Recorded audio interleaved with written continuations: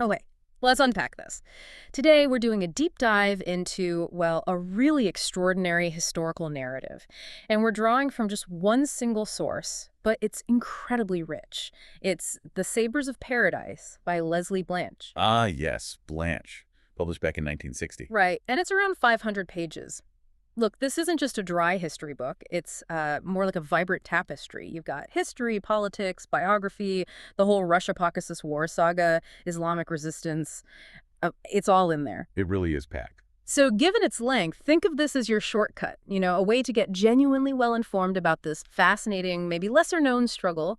We're sort of doing the heavy lifting for you, reading-wise. Exactly, and that's our mission here for you today. We want to pull out the really important bits, those nuggets of knowledge from this, well, significant account.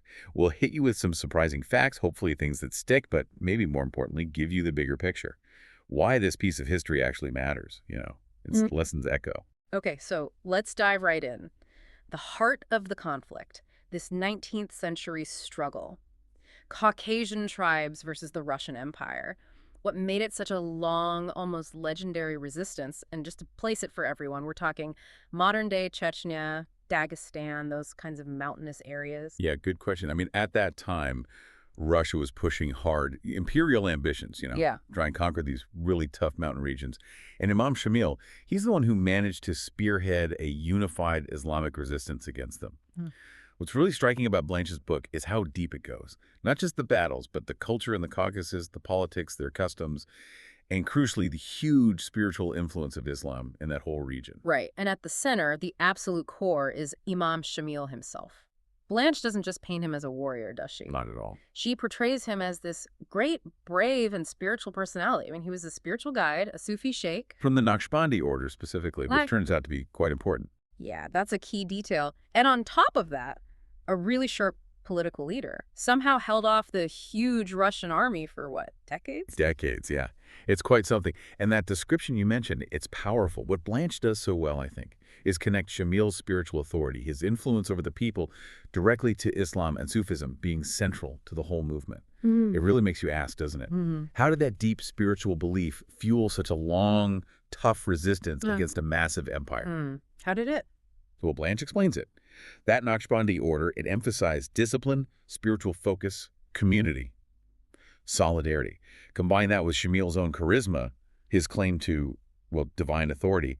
It pulled together these disparate tribes, gave them a unified religious motivation that made them incredibly resilient, even against superior Russian firepower.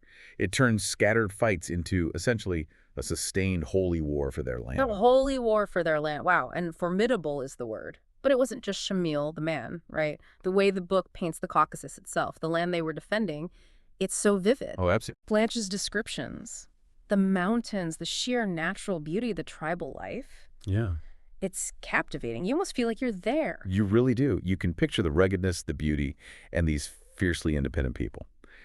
And it's not just the scenery. The cultural detail in the book is amazing. Their unique languages, the way they dress, traditions, hospitality being hugely important. Right, hospitality. And even their specific ways of fighting.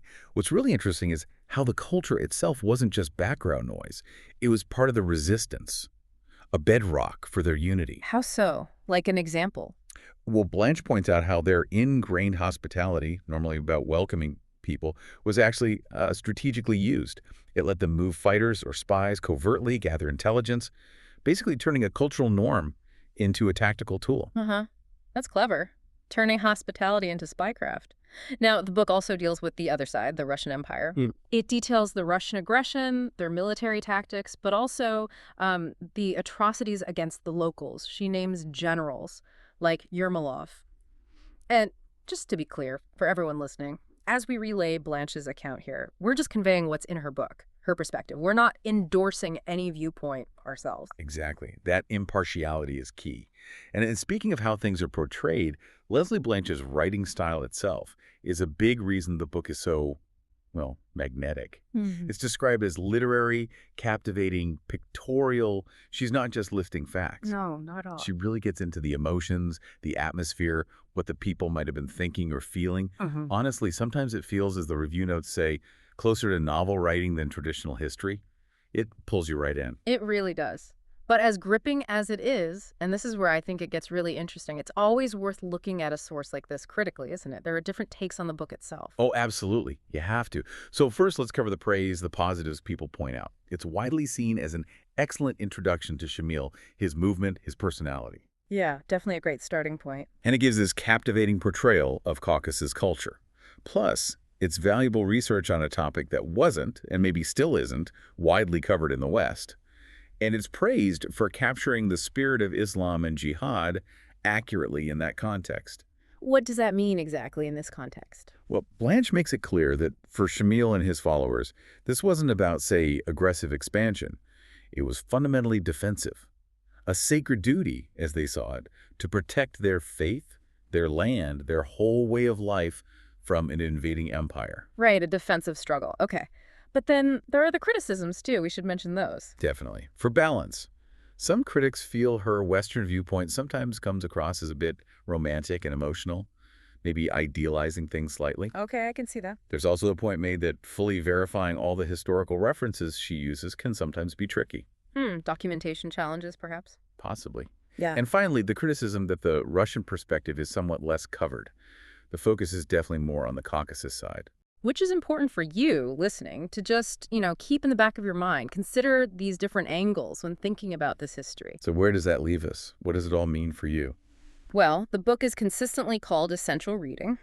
If you're interested in Islamic history, resistance movements, Sufism, Caucasus politics, this is a key text. It's more than just Shamil's life story, then. Oh, much more. It's really a window into an entire era, a specific culture, and this intense spiritual struggle. It's definitely a cornerstone source for understanding someone like Imam Shamil. Okay, so that brings us toward the end of our deep dive into the Sabres of Paradise. We've covered a lot of ground, really tried to pull out the most impactful takeaways from this one foundational book, hopefully giving you that powerful shortcut to understanding what is a pretty complex but really significant historical period. Yeah, absolutely. And maybe just one final thought to leave you with, something to chew on after this. Think about that power. The enduring power of spiritual conviction, of cultural identity, acting as the bedrock for resistance. Even when facing overwhelming odds like an empire, what lessons to that story, Shamil's story, the Caucasus story, what lessons might that hold for understanding conflicts, movements, maybe even things happening today? Different contexts, but similar forces at play. It's a great question to ponder. Thank you for joining us on this deep dive today. Yeah. And yeah, definitely encourage you to explore these fascinating topics further on your own.